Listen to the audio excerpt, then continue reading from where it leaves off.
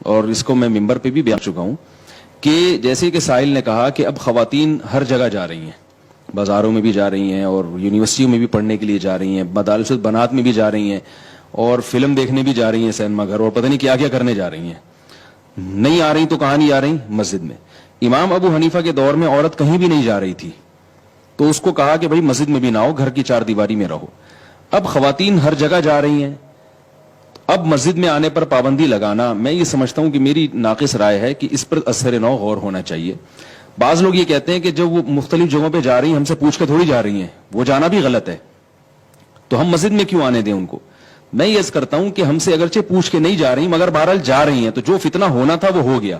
اب ایک خیر کی جگہ تھی مسجد, جو اسلاف کا دور تھا نا, اس میں عورت کو گھر کے اندر وہ خیر کی تمام چیزیں معلوم تھیں, یہ معلوم ہو سکتی تھیں جو مسجد سے جن کا تعلق تھا, دینداری تھی, اسلامی حکومتیں تھیں. اب عورت کو گھر میں دین نہیں ملتا. اگر کسی خاتون کو گھر میں دین مل رہا ہے تو ٹھیک ہے, وہ نہ آئے مسجد میں. اب خواتین کو گھر میں دین نہیں ملتا, گھر میں ٹیلی ویژن ہے, واٹس ایپ ہے, فیس بک ہے, دنیا کی ہر چیز ان کے پاس موجود ہے.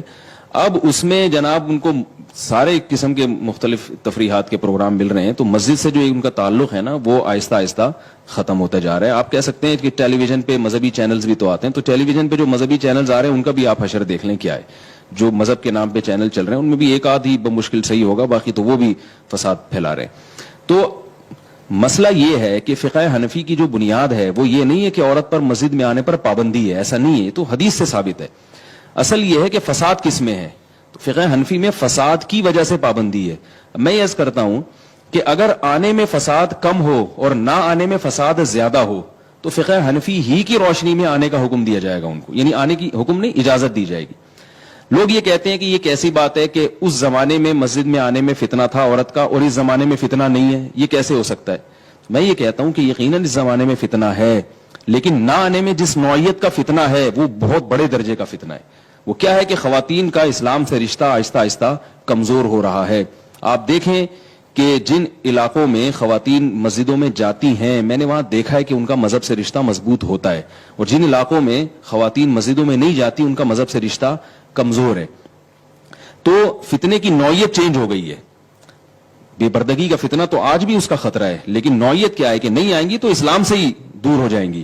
تو اس لیے میں یہ سمجھتا ہوں کہ جیسے ہم یہ دلیل دیتے ہیں کہ حضرت عائشہ فرماتی ہیں کہ نبی اگر ہمارے زمانے کی عورتوں کو دیکھتے تو آنے کی پابندی لگا دیتے, تو جب نبی کے قول میں تعویل کی جا سکتی ہے حضرت عائشہ کے اس دلیل کی بیس پر, تو امام ابو حنیفہ کے قول میں بھی تعویل کی جا سکتی ہے کہ لو کان ابو حنیفہ رأى ما رأينا لاجاز نساءنا, اگر ابو حنیفہ ہمارے زمانے کے حالات کو دیکھتے تو یقیناً عورت کو مسجد میں آنے کی اجازت دیتے. تو اس لیے میری ایک ٹوٹی پھوٹی ناقص رائے ہے جو علماء کے غور کرنے کے لیے میں پیش کر رہا ہوں کہ اس زمانے میں خواتین کو, بنات کے مدرسوں کا بھی تو صدیوں سے ہمیں کوئی تصور نہیں ملتا نا, لیکن مدارس البنات کی اجازت کیوں دی گئی کہ بھائی یونیورسٹیوں میں جا رہی ہیں, ڈاکٹر بن رہی ہیں, انجینئر بن رہی ہیں, تو عالمہ کیوں نہیں بن رہی, جبکہ صدیوں میں لڑکیوں کے مدارس کا آپ کو اسلامی تاریخ میں کوئی تصور نہیں ملے گا.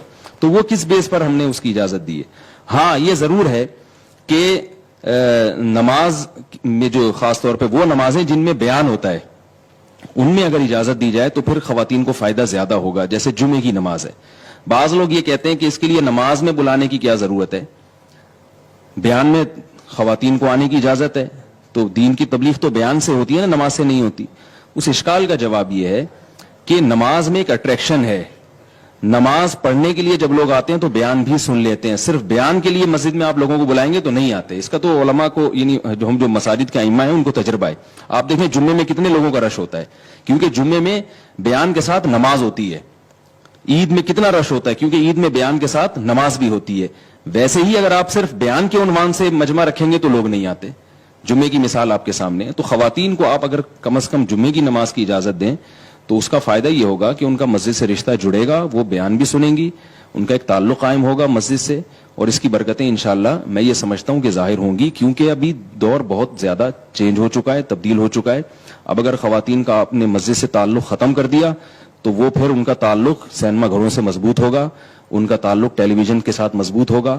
امام حنیفہ کے دور میں گھر میں شوہر کے ساتھ مضبوط ہو رہا تھا تعلق, اور اب تعلق جو ہے نا وہ بہت تنظیم اسلامی والوں نے اس سال تراویح میں خواتین کو بہت بلایا، جیسے کہ وہ ہر سال بلاتے ہیں. تراویح میں بہت ساری خواتین آتی ہیں، پھر درس قرآن سنتی ہیں.